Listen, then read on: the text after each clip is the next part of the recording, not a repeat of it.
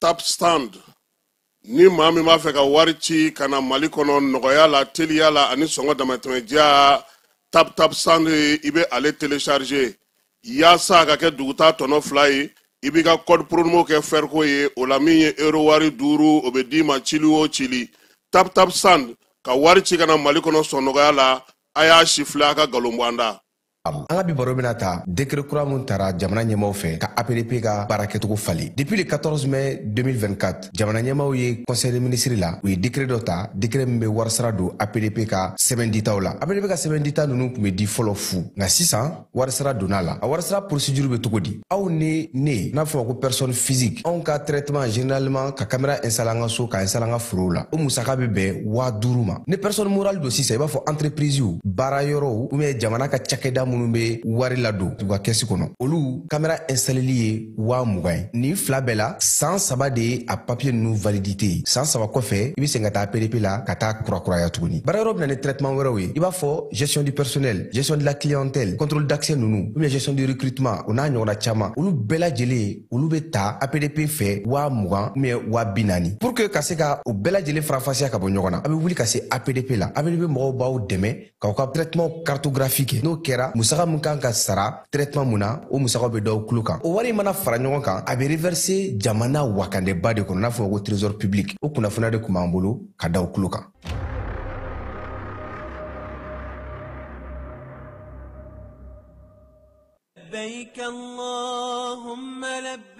Agence Dunia Travers Service a ko a bɛ bonyamasegin foli kɛ ka ɲɛsin a ka sango hijidenw ma aw minnu ye danaya ta ka da kan aw ka hiji labɛn ni a kɛcogo ɲuman na. N'an taara hɛrɛ la ka segin hɛrɛ la dumuniw ka ɲi bɛrɛbɛrɛli ka ɲi n'an mago bɛ diɲɛ fɛn fɛn na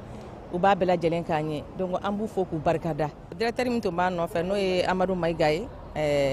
a jɔra a jɔyɔrɔ la ɲɛmɔgɔya ko fɛn fɛn a jɔra a jɔyɔrɔ la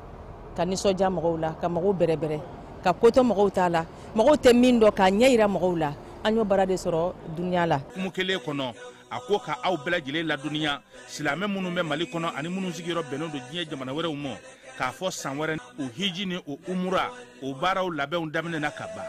o tumana aw minnu b'a fɛ ka hiji kɛ damu lakana ni basigi kɔnɔ Agence Dunuya a kɛmɛ ko fɛɛrɛ bɛɛ lajɛlen tigɛ ka hiji kɛcogo ɲuman kalanw bɛɛ lajɛlen labɛn ka bila aw ɲɛ min ye k'a dɔn siyɔrɔ ni damu ye ka surunya aw ka bato kɛ yɔrɔw la dumuni lak'i ka sanuma o bɛ tobi ka bila aw ka bolo ka se ka n'a ka waati bɛɛ lajɛlen la dɔgɔtɔrɔ jolenw olu bɛ aw nɔfɛ hiji kɛ yɔrɔ ani bato kɛ yɔrɔ wɛrɛw bɛɛ lajɛlen la yɔrɔ bɛɛ ani waati bɛɛ baw bolo kuma dɔ o ka fusa ne de se ka di ye. Agence Dunia Travel Service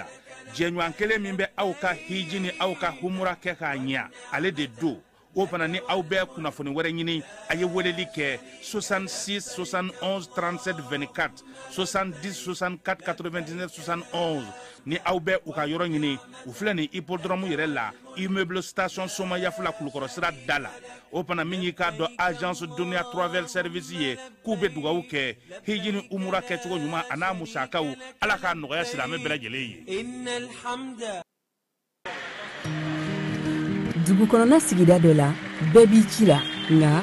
baara o baara kɔfɛ laɲini dɔ bɛ yen laɲini min bɛ kɔlɔsili walima bololabila ko fɔ Fatu filɛ nin ye a bɛ baara kɛ BTP de la a ye baara kura dɔ boloda k'a sɔrɔ a ma ko fɔ EDM mɔgɔw ye o nana ni mun ye kuranfili dɔ tigɛra sigida kelen bɛɛ bilala dibi la Fatu ta ye bololatigɛ dan ye wa a damaja mɔgɔ si la nin ye Mamadu ye taxi bolila don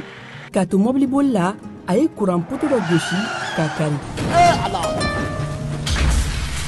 a ma boli wa a ye EDMSA ka centre d'appel wele a ka nin kɛwale ɲuman in b'a to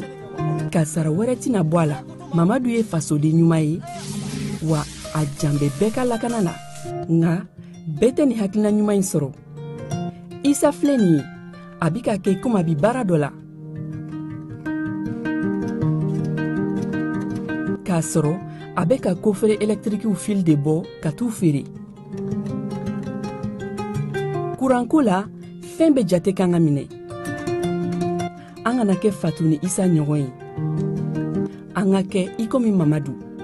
n'aw bɛ fɛ ka dingɛsen baaraw kɛ aw bɛ EDMSA ka servisiw wele walasa aw kana tiɲɛni don dugu jukɔrɔ filiw la fasodenw aw kana ɲina ka dantɛmɛwalew kofɔ kuranko ta fan na aw bɛ weleli kɛ 36077 la walima agence EDMSA mun ka surun aw la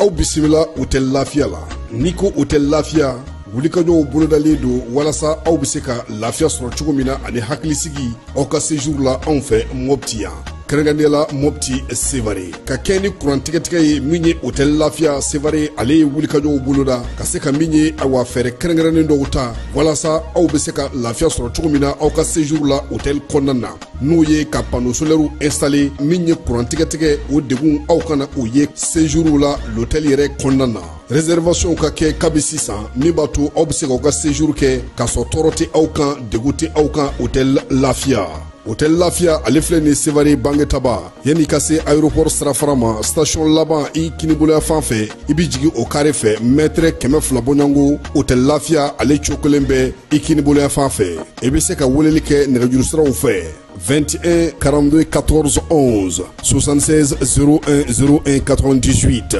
66 78 72 04 hôtel Lafiya référence do dugutigi ni wari dafara e passé daka ka sira di ne ma sunkalo e kunkolo ate dugu wari ko o dima fo dugu an dugu dun warata de o koni kuma t'a la sa e ka sama mɔnɛ to ye i yɛrɛ ta sita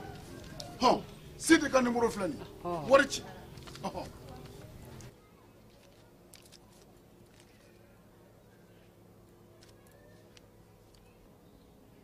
wari sera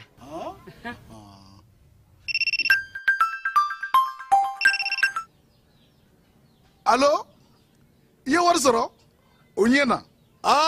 tiɲɛ yɛrɛ la ko ni sama bɛ maa min ɲɛ ko nkomi t'i gosi ngonga sama mɔnɛ i yɛrɛ ta a sɔngɔ ka nɔgɔn ni Mali wari ci sira bɛɛ ye dépôt ye fu ye wari bɛ ci fu ni application ye wa bɔsara ye musaka fitinin ye sama mɔnɛ ji ni courant bɛ sara n'a ye créditw bɛ ta n'a ye sanni feere bɛ kɛ n'a ye sama mɔnɛ nin y'anw maliyɛnw ta ye a y'a si filɛ ka nkalon bɔ n da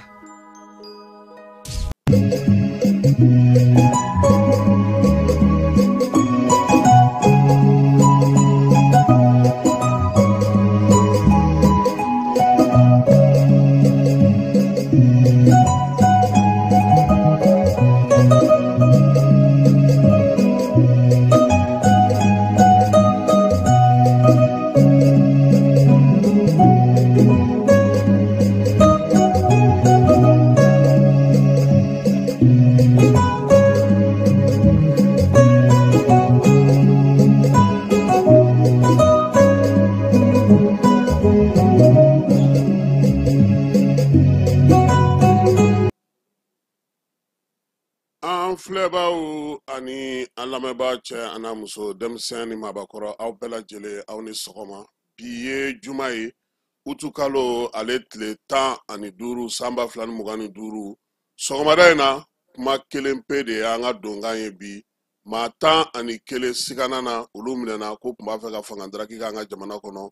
ko min bɔra o la gouvernement ye communiqué min kɛ ɲɛfɔli minnu kɛra a la an bɛna olu da aw ma bi sɔgɔmada in na Keba Jalo ale bɛ yan.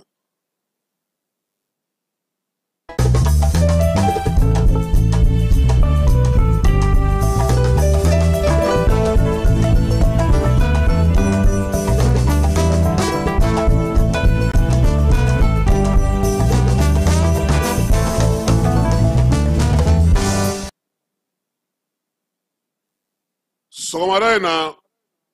an ka baabu bɛ nana daminɛ ni min ye o ye k'a yira sa k'a fɔ ko min ye Mali jamana kɔnɔ a bɛ dɔgɔkun kelen ɲɔgɔnko bɔ kumaw kun cayara kosɛbɛ ka kɛ ni fangandaraki waleya ye dɔgɔkun kɔnɔna na k'a daminɛ kari la fo kana se dɔgɔkun camancɛ ma an yɛrɛ ye laseli caman kɛ a la nka an y'a yira k'a fɔ daluya mun ta an bolo an tɛ se k'a fɔ ko o waleya o timɛna k'a sababuya kɛ gouvernement tun y'a fɔ ko a bɛna na communiqué kɛ ka ɲɛfɔli kɛ kɛba kununko sɔrɔ communiqué in ale binna maa 11 olu de minɛna nin waati in na k'o yira kununko jabaranin na minisiri Dawud ale bɔra ka ɲɛfɔli kɛ Mali furancɛ fanga maaw y'a yira sa k'a fɔ nin kalo in tile 14 k'u ye maa siganamaw minɛ minnu tun b'a fɛ ka fangandaraki kɛ ka na ni basigibaliya ye Mali ale calatigɛ jɛkulu kɔnɔna na kibaruya in dira Radio Mali ka télévision so la kununko minisiri Dawud fɛ k'a yira sa k'a fɔ ko min ye kabini utu kalo tile fɔlɔ ye baarakɛyɔrɔ kɛrɛnkɛrɛnnen minnu bɛ wolomasiri tabaw bolo olu ye wulikajɔ ni cɛsiri kɛ k'a yira sa k'a fɔ ko maaw bɛ yen olu tun b'a fɛ ka fara ɲɔgɔn kan kɛ ka baara dɔ sigi sen kan min bɛna ni fangandaraki ye wa fana k'u kun dɛmɛnen don ni kɔkan jamana wɛrɛw ye siganama minnu minɛna a yira k'a fɔ sa ko Yann Christian Bernard Vizier ale bɛ a la ale ye Faransika ye wolomasiri taba don mécanicien don u ka pankuruko hukumu kɔnɔna na sɔrɔsiya yɛrɛ keba a y'o baara daminɛ san 1993 san a bɔra jala dɔ la n'o o ye sous-lieutenant ye a y'o sɔrɔ san 2001 san lieutenant a kɛra o ye san 2003 capitaine san 2009 commandant san 2015 lieutenant colonel a kɛra o ye san 2016 Faransi yɛrɛ ye jɔnjɔn d'a ma sa n'o y'u ka chevalier de l'ordre national du mérite ye san 20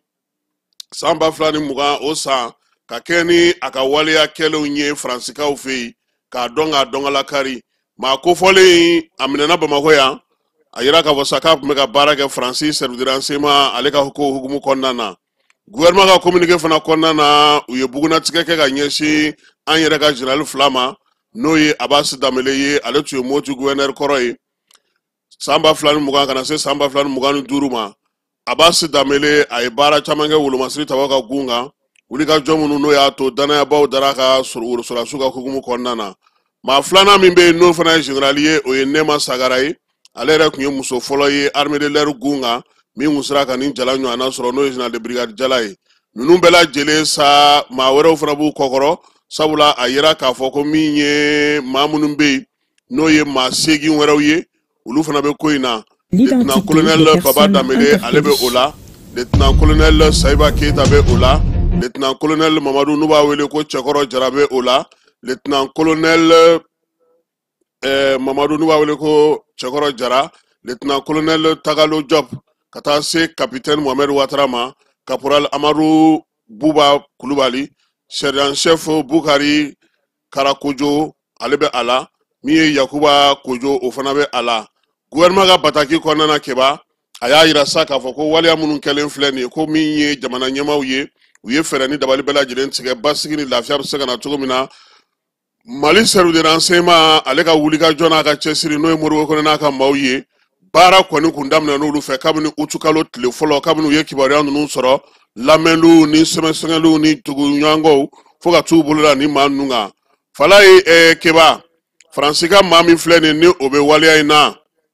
a yirala k'a fɔ ko Faransi service de renseignement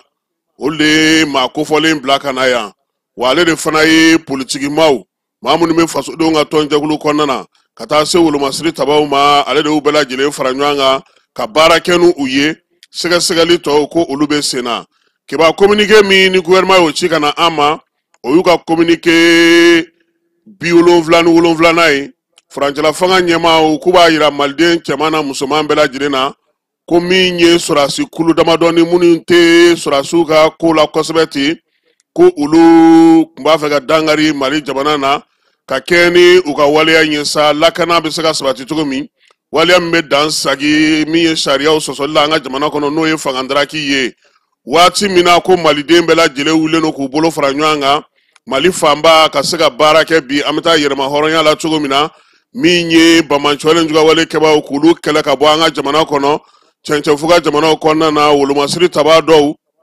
olu ni duguden dɔw olu de fana fa wulikajɔ n'u ka cɛsiri k'o tɛ dɔwɛrɛ ye ka se sa ka dɛmɛ taga don an kɔ ka jamana wɛrɛw ma yaasa ka se ka mali ta filɛ nin ye taabolo sira min kan nin ye k'o bali communiqué kɔnɔna na sa ko min ye wolomasiri taba ka wulikajɔ n'u ka timinanja n'u ka kokɔlɔsi sababuya la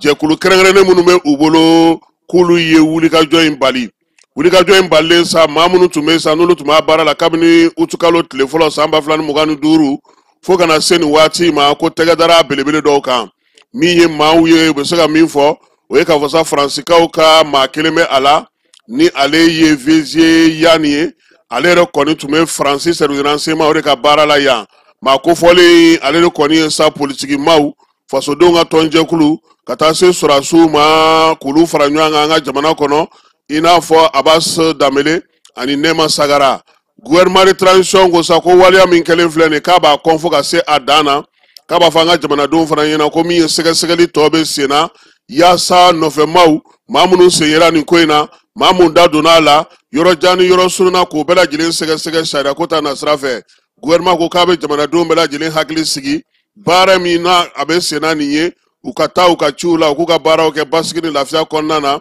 min ye lafiyaw ka se k'o kɛ jamanadenw ka bila u kunna sa k'a fɔ ko min ye maa o maa kɔni n'i ko k'i bɛna mali kɔni jamana k'i b'a daraki walima k'i b'a dafiri k'i bɛna wolomasiri tabaw dafalen jɔlen sɔrɔ i ɲɛ k'u b'o ɲini ala ka o dugaw minɛ ko ala ka mali kisi sɛbɛn in a fa sirila utukalo tile 14 san 2025 minisiri min bɛ mara kama bɔli kunna n'o ministre de la décentralisation ye fanga ka kuma lase la général de division Ablaye Mayiga commandeur de l'ordre national ale de ye sɛbɛn in fa siri keba ka kɛ ni waleya in ye kunungo su arajo mali maaw ye maa minnu ye nin ko in kɛ u y'u bugunatigɛ bɔ a bɛ nanzarakan na an k'o di maaw ma u ka o lajɛ. L'identité des personnes interpellées. Voici en image les personnes interpellées. Général de brigade Abbas Dambélé. Général de brigade Nema Sagara. Lieutenant-colonel Baba Dambélé. Lieutenant-colonel Saïbou Keïta. Lieutenant-colonel Mamadou Di Tchekoro Djara. Lieutenant-colonel Sungalo Diop. Capitaine Mohamed Ouattara.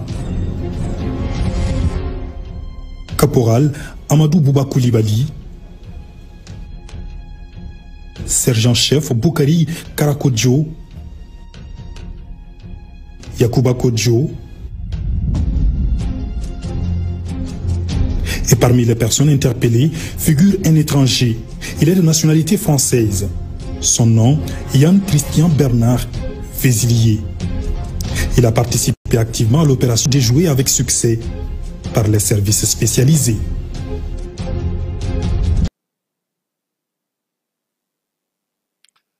Aïwa Keba, kunungo ministre Daoud, atale ngataka la selike, arajo mali mau uya nyina fe Keba,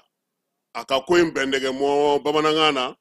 yasa anga jamana den famba be se ka i yɛrɛ sɔrɔ a kɔnɔna na cogo min an ye min sɔrɔ arajo mali mɔgɔw bolo Dawudu ka laseli la o fana filɛ nin ye. bɛ dɔgɔkun damadɔni bɔ mɔgɔ dɔw tun bɛ fɛ ka ɲagami don jamana la ka jamana ɲagami olu mɔgɔw sarasiw b'a la sibiliw b'a la fɛn caman b'a la politiki mɔgɔw b'a la société civile mɔgɔ caman b'a la nka an y'a ye k'a fɔ mɔgɔ fɔlɔ minnu minɛna u yɛrɛ ja bɔra télé la a y'u ye an ɲɛ b'a caman na sarasiw ka ciw la mɔgɔ wɛrɛw b'u la hali mɔgɔ dɔ fana sɔrɔla la min tɛ yanka ye a bɔra farajɛ jamana mɔgɔ dɔ donc bɛɛ b'a yira k'a fɔ a ko in tɛ mali kɔnɔna dɔrɔn mɔgɔ dɔw sen b'a la hali mali kɔfɛ mɔgɔ dɔw fana sen b'a la hali minnu tɛ maliyɛn donc an ka service spécialisé foli b'u ye yan u sera ka mɔgɔ fɔlɔw minɛ tɔw fana lasɔrɔla o cogoya kelen de la nka halisa a bɛ fɔ min ma ko investigation a bɛ ka continuer walasa u ni mɔgɔ minnu bɛ nin jɛjugu in na u ka se ka dɔn an ka jamana mɔgɔ tɛ nin na bi an ka jamana mɔgɔ tɛ nin na bi jamana bɛɛ farala ɲɔgɔn kan jamanaden bɛɛ farala ɲɔgɔn kan ne hakili an jugu fɔlɔ ye bi terrorisiw de ye banbagaci minnu bɛ k'an ka jamana ci n'u bɛ k'an ka dugu jɛ n'u bɛ k'an ka mɔgɔw faga civil t'a la sarasi t'a la an k'an ka jɛ ka ninnu de kɛlɛ bi jamana ɲagamini tɛ na fɛn ɲɛ mɔgɔ si an bɛ yɔrɔ min na bi nka minnu y'a kɛ u yɛrɛ y'a ye u bɛ yɔrɔ min na bi n y'a fɔ cogoya min na n'u ni mɔgɔ minnu don caman lasɔrɔla nka halisa baaraw bɛ ka kɛ walasa ka a tɔw fana lasɔrɔ mɛ ka tila k'a fɔ an ka jamanadenw ye u k'u hakili sigi foyi tɛ yen nɔ foyi tɛ yen min bɛ se k'a to n'u ja bɛ tigɛ walasa kunpan wala fɛn wɛrɛ dɔ k'u sɔrɔ situation maîtriselen don foyi tɛ yen nɔ min bɛ taa ka bagan gɛn ka taa ka bagan gɛn min bɛ taa ka jago la ka taa ka jago la basigi bɛ yen nɔ nka halisa an ka an janto an yɛrɛ la n'an ye fɛn ye min man ɲi an ka jamana ma n'an ye fɛn mɛn min man ɲi an ka jamana ma an ka finidonnaw lasɔrɔ joona k'a f'u ye ni kunnafoni dira a di waati ɲuman na hakili o b'a to an bɛ se ka fɛn dɔ labɛn k'a kunbɛn nin yɔrɔ in na foli bɛ jamanaden ɲumanw ye foli fana b'an ka servisiw ye minnu ye nin baara in kɛ walasa ka ninnu kun kelen bɛ ka ko min boloda ka ɲɛsin an ka jamana ma jamana ɲagamini walasa u bɛ min nɔfɛ u kana lasɔrɔ. an y'a ye sɔrɔsi jalabatigi dɔw fana b'a la. awɔ jalabatigiw b'a la jala misɛnnintigiw b'a la dugumamɔgɔw b'a la a bɛɛ de b'a la n y'a fɔ cogoya min na minnu yɛrɛ ja bɔra télé la aw yɛrɛ y'a ye a dɔw ye généraux ye a dɔw ye jalabaw sɔrɔ a dɔw ye plasibaw sɔrɔ jamana in kɔnɔ nka ni mɔgɔw t'a dɔn kuma dɔ i bɛ min fɛ a ka gɛlɛn sinon jamana ɲagamini kɔni jamana mɔgɔ mɔgɔ n'i b'i ka jamana fɛ jamana ɲagamini man kan k'i ka baara fɔlɔ ye surtout finidonna ka baara fɔlɔ kan ka kɛ jamana lakanani de ye a baara man kan kɛ jamana ɲagamini ye o donc k'a f'u ye halisa ala ka bɛɛ sɔn hakili ɲuman na. Merci monsieur le ministre.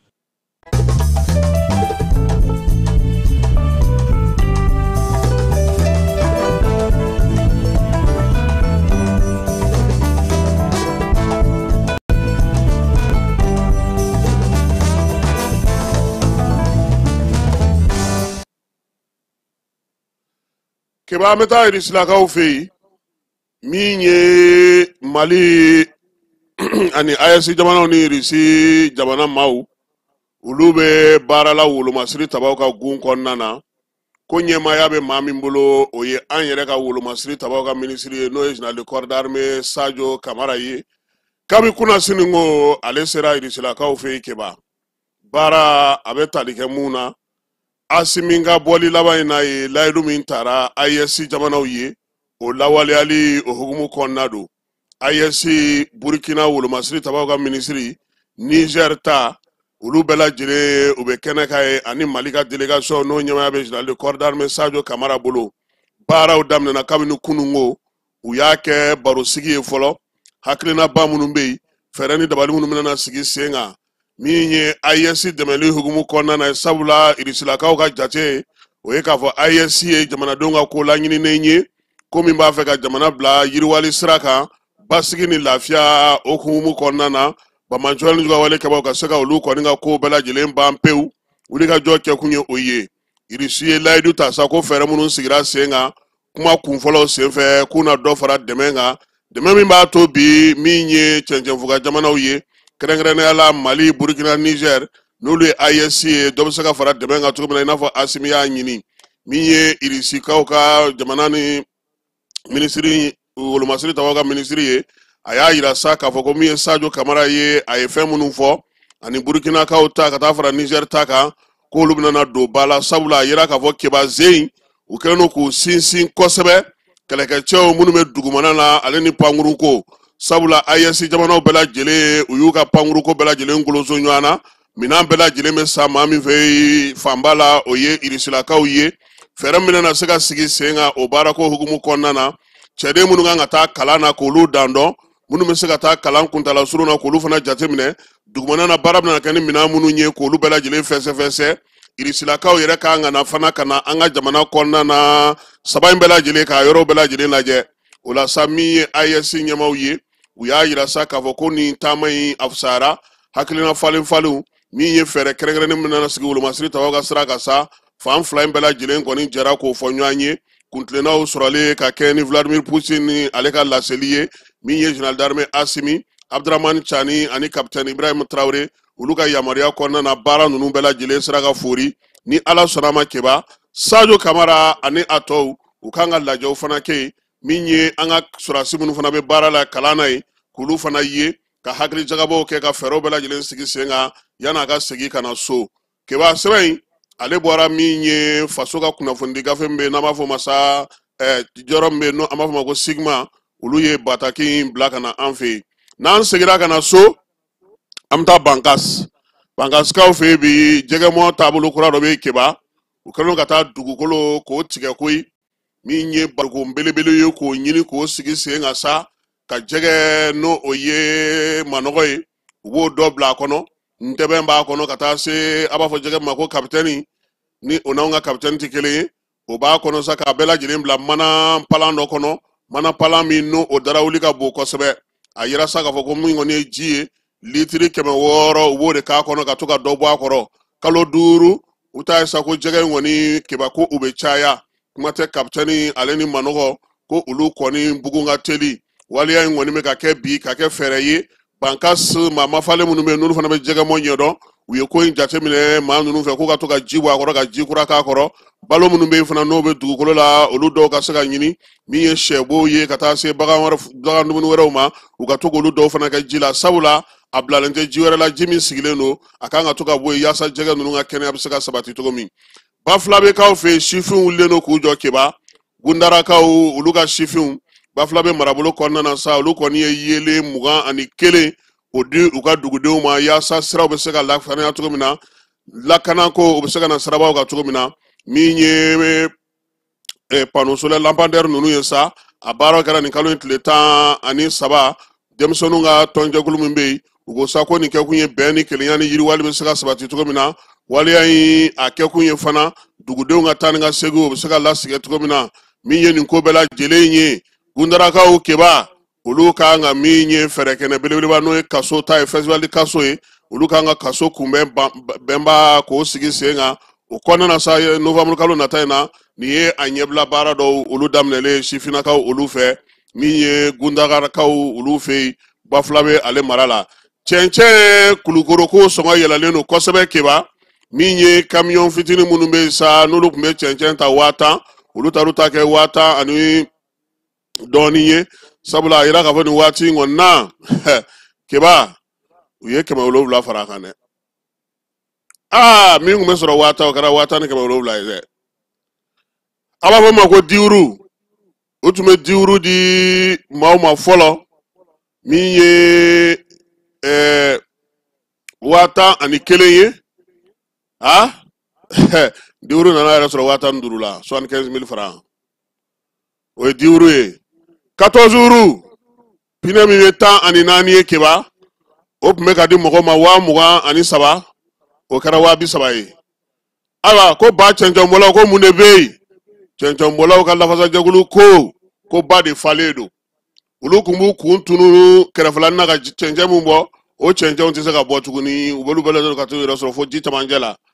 dun na dun n'i bɛ baara kɛ i bɛ na ni min ye n'o ka dɔgɔ n'i y'a di dasu la i tɛna se ka manewuru sara i tɛna se ka cɛncɛnbɔlaw sara k'o de y'a to bi kulukoro cɛncɛn kɔni sɔngɔ a yɛlɛla 1000 o kɛra 1000 ani 700 ye 1000 ani 1 o taara yɛrɛ sɔrɔ keba nin ye kun ni kun ye dɛ min yɛrɛ ka jugu 23 o taara yɛrɛ sɔrɔ 30 la 14 jours ala ka ji jigin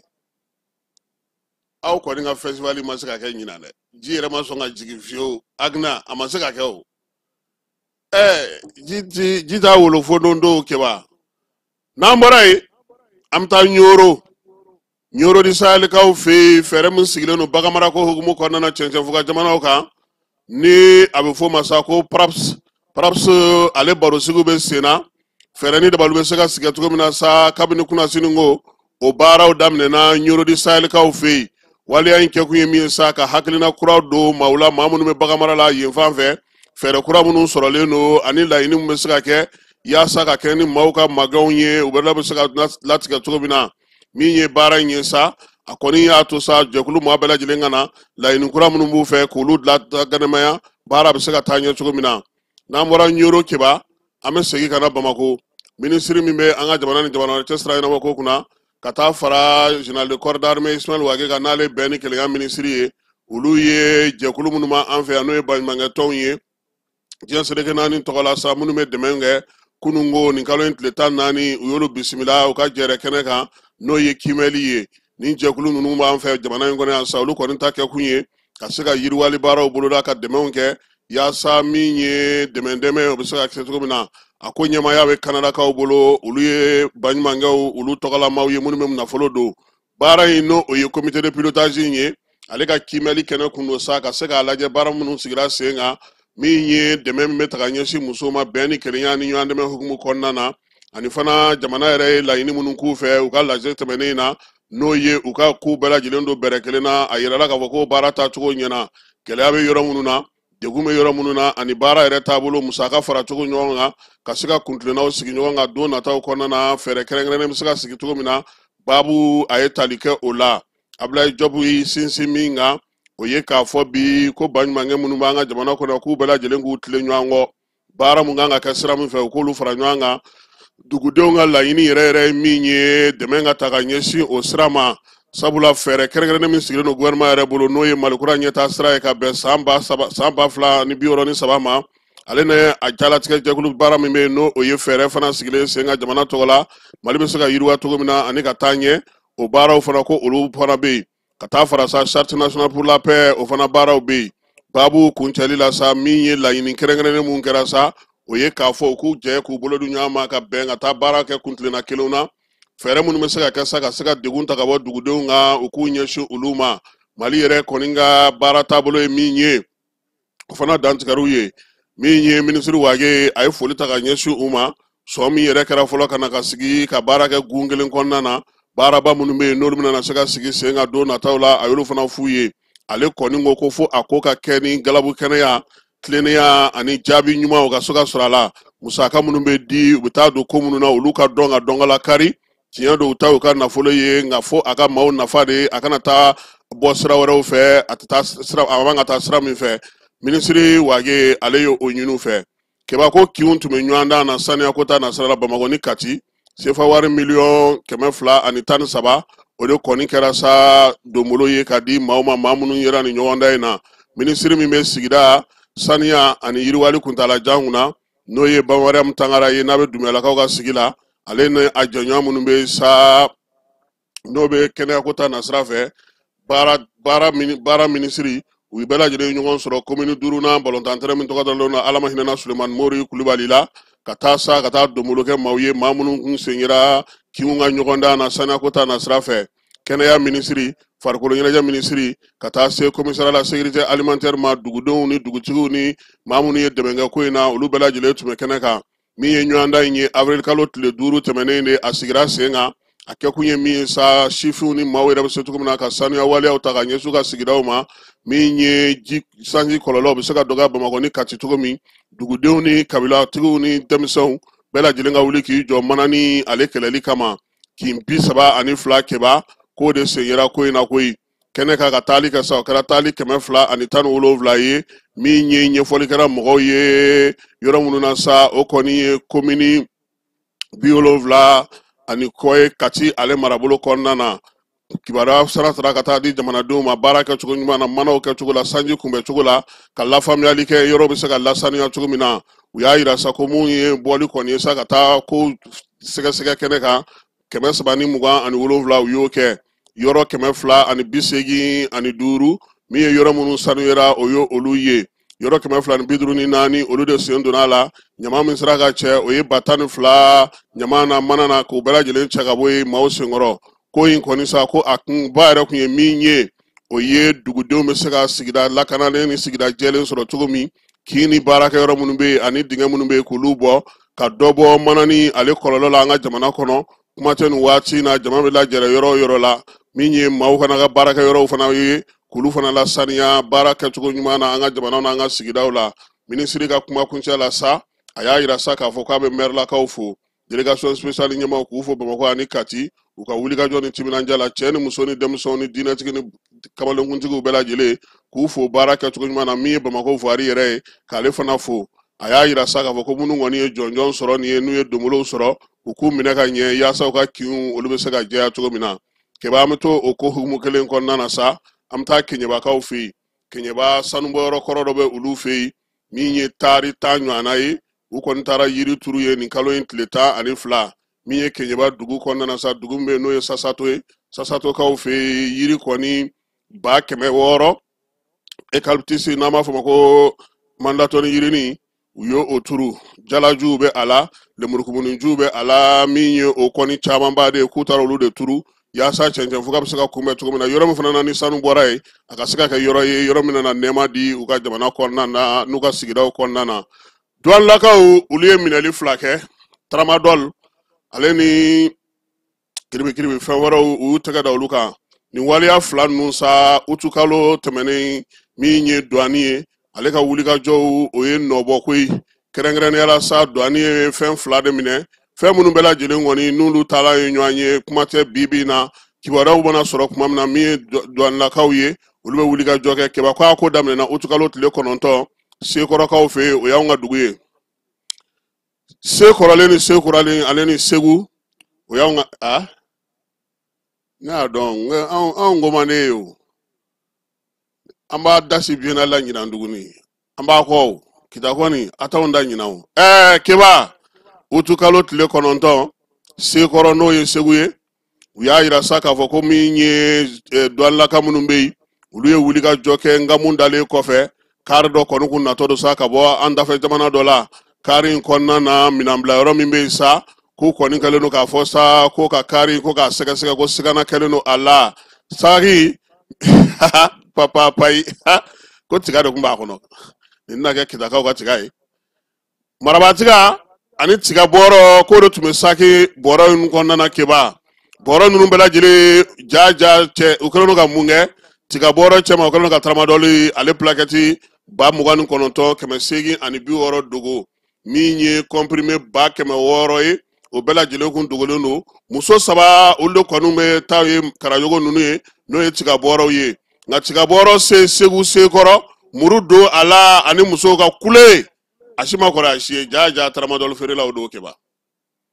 e yɛrɛ ɲɛ t'a la de tiga dalen don sanfɛ tiga tɛ dugu ma a bɛɛ lajɛlen ye dɔrɔgu ye maa ninnu minɛlen a yira sa k'a fɔ minɛn minnu minɛn'u la keba a minɛn wari bɛ taa se sefa wari 1,449 de ma douanelakaw u y'u tɛgɛ da olu kan ka tila sa k'a yira sa k'a fɔ k'u ka nin wulikajɔ in a ma kɛ minɛli dɔrɔn ye koyi sabula denmisɛnninlakaw olu de kisira tramadɔli in dɔwɛrɛ tɛ dɔrɔgu don ka n'a feere denmisɛnninw ma tile 4 o kɔfɛ min ye utukalo tile 13 ye bugunikaw fɛ yen olu fana ka brigade mobili ale y'i bolo da fɛnw ka sa n'o ye plakati ba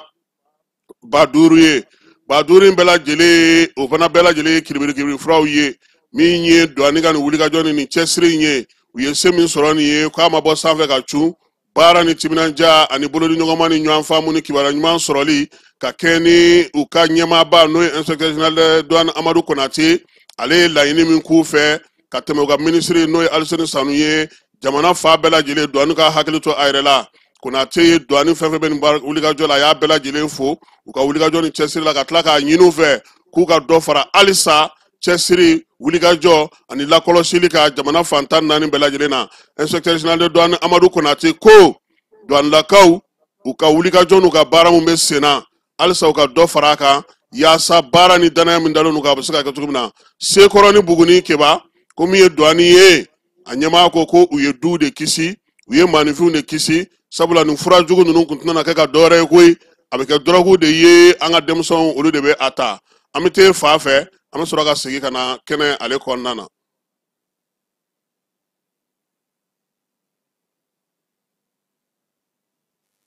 Tap stand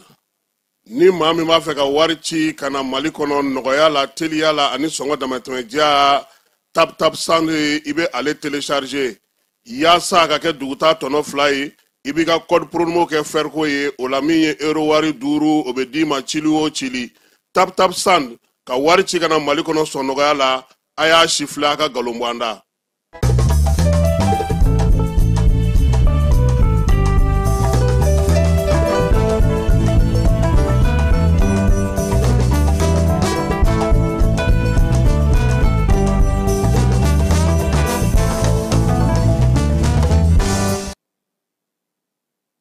keba ina fa nya fo maw yana cogo mina kunungo min ye Cɛbilen Dramé ye ale kɔni fure nana ka bɔ Faransikaw fɛ yen ma mafalen caman an ka bɛrɛbɛrɛlitɔnw u ka du maaw marakaw ka kabilaw bɛɛ lajɛlen ɲɔgɔn sɔrɔ kunungo Modibo Keyita tɔgɔla pankurutigi kɛnɛ na min ye fure ye ka kunbɛli baaraw kɛ Cɛbilen Dramé a ka janaja baaraw bɛna daminɛ sisan Maɲanbugu balontan terrain na min bɛ Askoma kɛrɛfɛ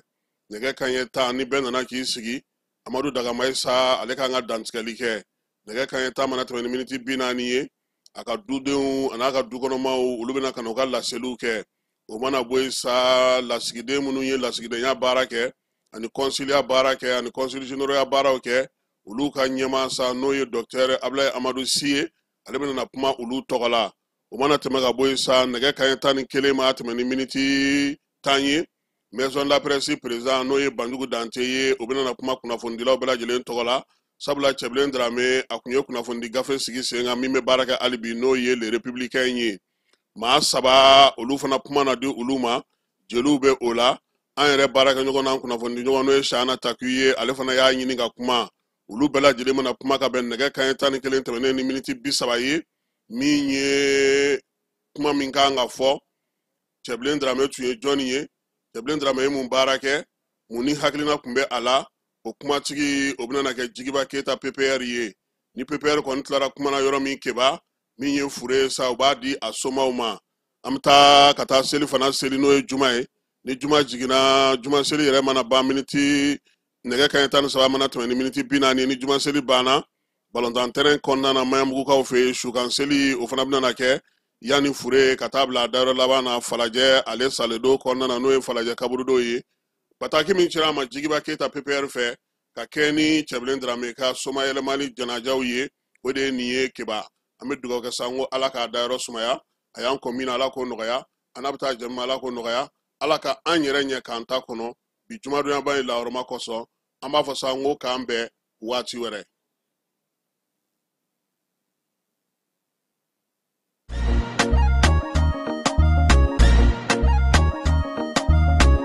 aw bisimila hôtel Lafiya la n'i ko hôtel Lafiya wulikajɔw bolodalen don walasa aw bɛ se ka lafiya sɔrɔ cogo min na ani hakilisigi aw ka séjour la anw fɛ Mopti yan kɛrɛnkɛrɛnnenya la Mopti Sevare ka kɛ ni kurantigɛtigɛ ye min ye hôtel Lafiya Sevare ale ye wulikajɔw boloda ka se ka min ye awa fɛɛrɛ kɛrɛnkɛrɛnnen dɔw ta walasa aw bɛ se ka lafiya sɔrɔ cogo min na aw ka séjour la hôtel kɔnɔna na n'o ye ka panneau solaire installé min ye kurantigɛtigɛ o degun aw kana o ye séjour la l'hôtel yɛrɛ kɔnɔna na réservation ka kɛ kabi sisan min b'a to aw bɛ se k'aw ka séjour kɛ k'a sɔrɔ tɔɔrɔ tɛ aw kan degun tɛ aw kan hôtel Lafiya. Hôtel Lafiya ale filɛ nin Sevare bangetaba yanni ka se aéroport sirafara ma station laban i kiniboloya fan fɛ i bi jigin o carré fɛ mètre 200 bɔɲɔngo Hôtel Lafiya ale cokolen bɛ i kiniboloya fan fɛ i bɛ se ka weleli kɛ nɛgɛjurusiraw fɛ 21 42 14 11 76 01 01 98